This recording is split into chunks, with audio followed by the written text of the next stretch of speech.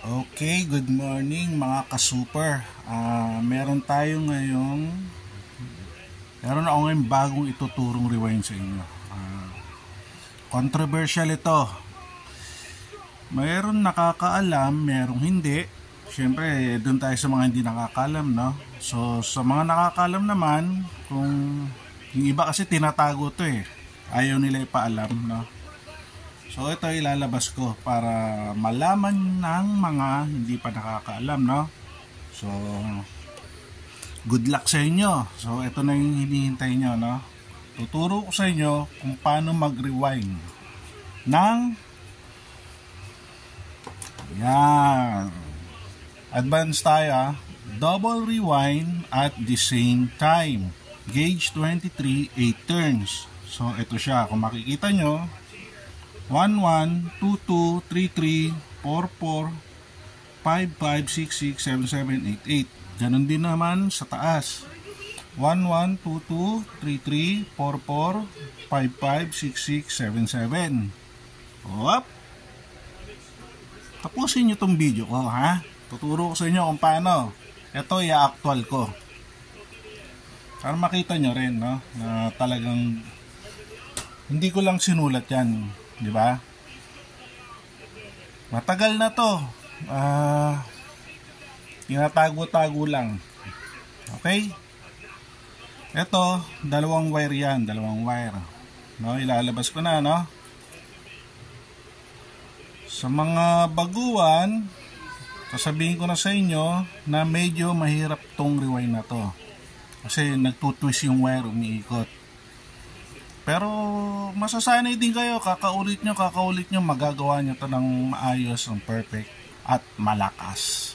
Okay? Pisa natin tong 1-1 sa ilalim. Napakapalad nyo. Alam nyo ba, nung ako nag-aral ng noon pa, bago pala akong natutong mag-rewind, gusto ko uling matuto, gusto kong lumakas, gusto kong gumaling. Dumayo pa ako sa ibang lugar, nagpaturo ako, nagbayad ako. Isang rewind lang tinuro sa akin. Yan, ganun talaga. Tapos natry ko na rin dati bumili ng isang makina, binuksan ko yung rewind. Sabi ko, wala namang iba, wala namang special, parang ganun. So, pakaswerte nyo. May nagtuturo sa inyo. So, ito na boss. Mga ka-super. Ito na, no? 1, 1. Dalawang wire uli sa taas. 1, 1 sa ibabaw. Okay? Ito tayo doon sa katabi. 2. Tabi nyo lang ng ganyan. At 2 sa ibabaw. Okay? Ngayon, yung pangatlo, isa na lang ang mailalagay nyo sa dulo. Isang kable na lang. Tapos yung isang wire, huwag kang babaon. Yun. Okay. Yan. Yung isang wire, papatong siya sa 2 and 3. No? So, ganun din gagawin nyo sa taas. Sa part ng commutator. Papatong siya sa 2 and 3. Okay? So, tapos na yung 3 natin, no? Punta nga tayo sa 4. Ito. 4. Papagitan natin yung isang 3 na ginawa natin. Papagitan natin. Ito. Papagitan natin siya. Ganda, nako. Grabe, lakas nito. Ganon din sa taas. Pagitan natin yung 3. So, ayan na siya. The moment of truth. Ngayon, doon na tayo sa 5. Ito. Andun yung isang 5, no? Gagawin natin yan.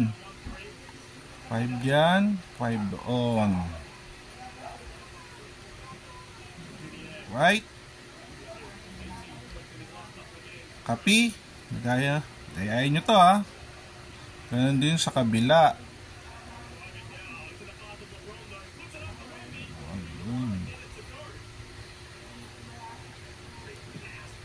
Yan. Sundan nyo to ha. Mamaya tapusin nyo tong video para ano. Ngayon punta na tayo sa 6 dito, 6 doon. Papagitan natin yung 5 sa pagitan ng 5, no? Ayan. Ayan na. So kita nyo ba? May tatlong wire doon. At ang may papatong na lang natin sa dalawa. Ganun din sa taas. Pagitan ng 5, ilagay nyo yung pang-anim nyong ikot. Okay? Oh, grabe to. Lakas to, boy. Ngayon, punta ngayon tayo sa ibabaw para mag-pyramid. Ito, 7, magkatabi. Lagay natin dyan. Ayan. Ayan na, oh. Kita nyo na? Kita nyo ba?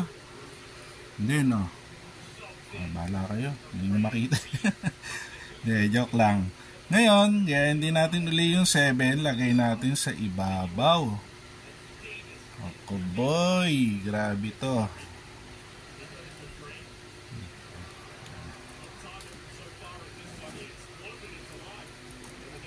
Yan. Ngayon, last, ihuhulog natin yung dalawa doon. No? Huwag na natin i-pyramid. Kasi pag piniramid pa natin yan, nahaba yung wire natin. Tapos yung stopper natin, nahaba na naman. Yung commutator natin, magsasupper. Iigsi. Para lang may pasok nyo sa housing. Palilitin nyo ng palilitin yung commutator nyo. Ganun ang mangyayari dyan. Kasi sisikip siya sa housing, no? So kaya hindi na natin ipapatong dito para hindi na masyadong humaba yung pyramid natin. Uhulog na lang natin doon. Okay? Ito na yon. Uhulog nyo dyan sa gilid. Ayan. Sana nakikita nyo. Pasensya na kayo sa camera ko. Ayan, o. Ayan nyo. Mamaya, bigyan ko to ng solo shot para makita nyo. Mamaya, tapusin lang natin to. Okay? Pag nahulog nyo na ron, ikot nyo lang, ilock nyo. Yan, isang beses. Punta na tayo sa pangatlong phase, no? Ulitin lang natin ulit to. Gaya ng sinabi ko, medyo mahirap to. Medyo. Pero pag nasanay kayo, panis na yan. So 1, 1, 1, dalawang wire. Dalawang wire uli sa taas. 1, 1 ulit. 2, 2. 2, 2 sa taas. Okay? Ano? Ganda na ito. Sabi ko sa inyo, promise.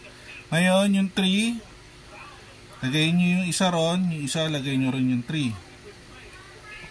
Okay? Let's do it. Yan, no? Okay? Huwag nyo ngayon umikot yung wire nyo, ha? Pagka umiikot, medyo kalasin nyo ng ganyan, hawakan nyo. Tapos, kailangan kasi gada ikot ng wire. Ayan, dalawa ng dalawa. Hindi pwedeng ano, yung nagtutwist ng ganon, ha? Okay? Ganon din sa ibabaw. Ayan.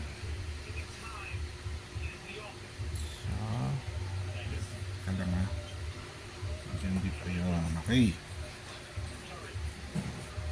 So, doon na tayo sa 4. Sa pagitan ng 3, doon nyo ilalagay yung 4. 4, 4. Ito yung 3, ha, pagitan. At ganon din sa ibabaw. Okay. Yun, tama ba?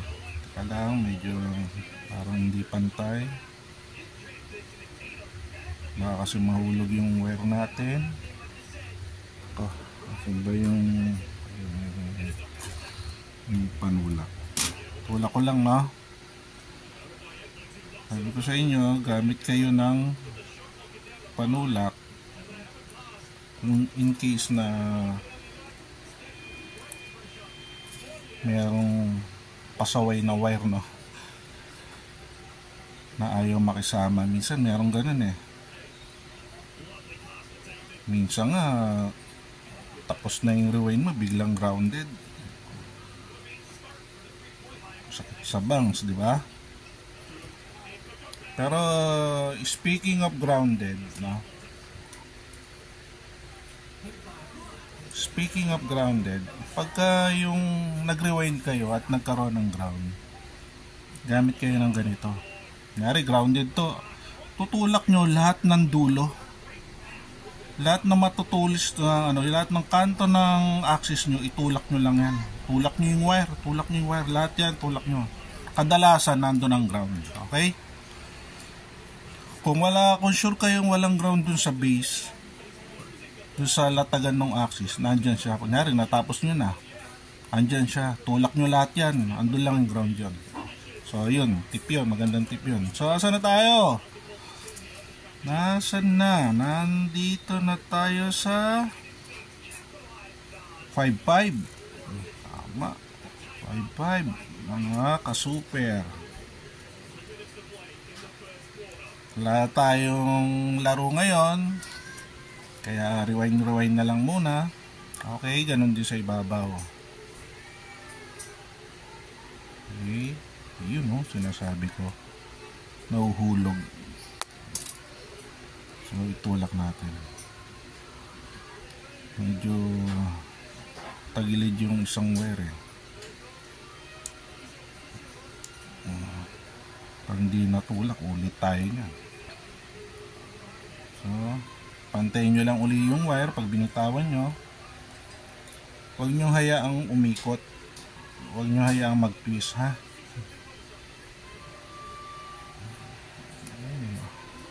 Isama ka, boy. Naku, paktay tayo dyan, ayaw makisama. Kaya nga, ulitin ko nga itong to, ay makisama na ito eh. Ulitin ko lang itong part na to, ha. Ayaw mo makisama, ha.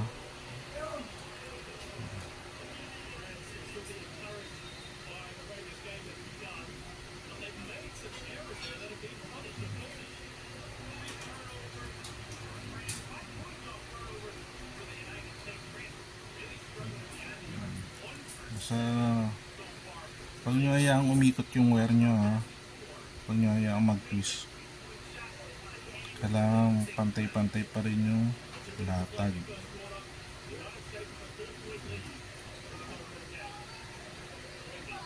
Ano tayo?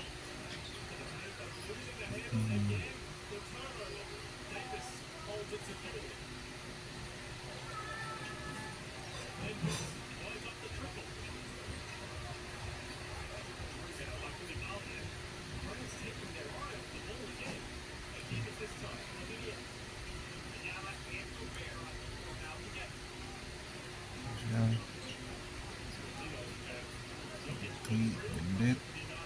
Ayan.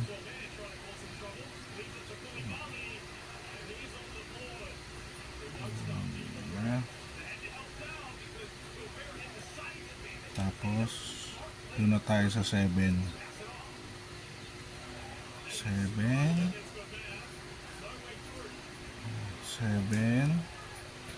Then last 8.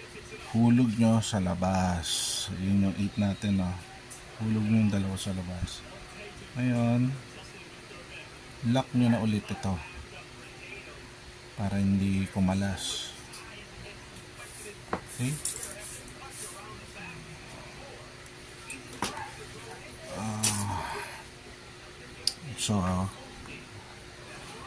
Hindi ko alam. Naku, parang di nakikita. Anyway, mamaya i-ano ko na lang to. Bigyan ko na lang solo shot para makita nyo. O kaya picture para makita nyo yung itsura, no? Ayan siya.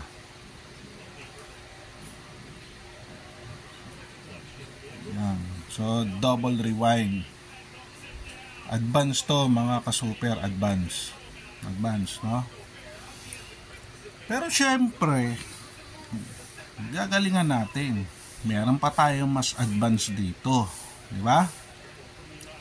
Kung gusto nyo malaman, comment nyo sa baba kung gusto nyo. Meron pa akong mas advanced dito.